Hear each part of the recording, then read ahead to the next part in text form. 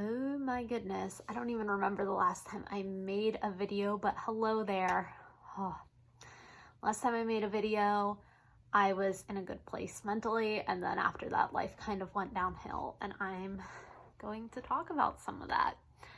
So I was working for part of the pandemic, not during the super duper quarantine that I was staying home with my kids because it just felt safer. My youngest is immunosuppressed. That's so hard for me to say. I am as well, and so is my oldest daughter. So I spent a lot of time at home, and yeah, so when I went back to work, the kids I was watching, they were being homeschooled, everything was good, and they ended up going back to school full time. Well, somewhat full time. It's confusing. They're doing that hybrid thing. And I don't feel comfortable being around all of that. So ultimately, I was let go. And it was really hard. If anyone's ever been a nanny or a daycare worker or anything that you're working with children, you get attached to those kids so much. They become like your second set of kids. Like I literally called them my second set of kids. And it was just really hard. I was really down about that. I was down about my son's health because we're just not getting answers. Part of it is definitely on me because I don't want to be an overbearing mother and seem like I'm crazy and be pushing for all these tests. And plus he's 2, so who knows, maybe he'll grow out of some of these issues.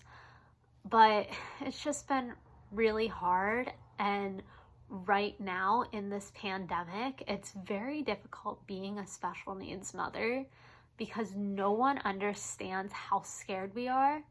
I see so many people just going into stores without masks on, and I find myself making comments now that it must be nice to have an immune system and be able to do that, because my family doesn't have that luxury, because my son's immune system is so bad that every little thing he gets, we are panicking that it could be something more serious. So this whole pandemic has just proved to me that people really don't care about special needs kids. I'm sure there are some people who do, but the bulk majority in my area, at least, they don't really care. Like if you have a special needs kid, I've literally gotten comments that we should be the ones who have to stay home. My son hasn't left the house since March. He literally doesn't know what it's like to leave the house. Like I've spent so much money on finding entertainment in our house because I can't take them out to do all these activities that we're used to. We're used to going to the YMCA. We're used to going to the park, which I've started being a little more brave about. We used to just go grocery shopping as a family, and now like that can't even be done. My mom has to be the one doing it because there's over 1,000 cases a day, and I'm the one taking care of him, so I can't be around all these germs. It's just terrifying to me. And then to lose your job on top of that and have the stress of how am I going to pay for medical bills? How am I going to pay for groceries? How am I going to pay my bills? Sorry, that was my dryer. How am I going to do any of this? It's been the most stressful thing. So I needed to take a ginormous step back from social media, all social media. People who follow me on Instagram will tell you I've been posting so much less. Someone knocked on my neighbor's door and it sounded like mine. Oh God, townhouse. Yeah, townhouses are so fun. But where was I? I don't know where I was going with the sentence.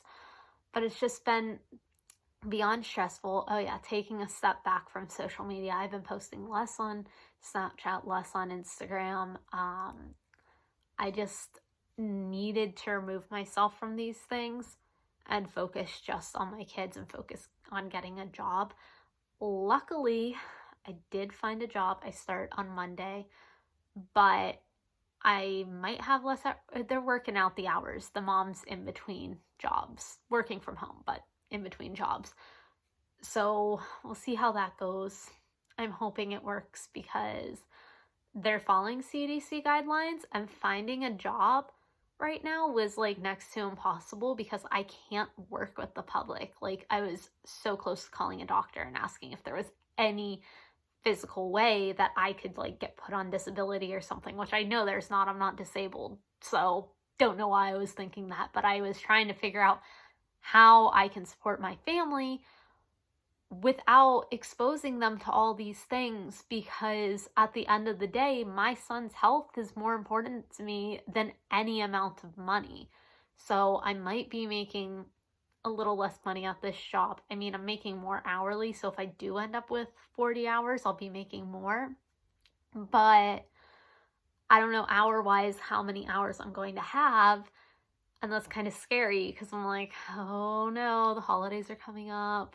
It was just so many things were stressing me out. So I took the step back, found a job, wrote down priorities of what we needed to be doing, got approved for some assistant programs for my son, but ultimately it still is me paying 90% of everything for him.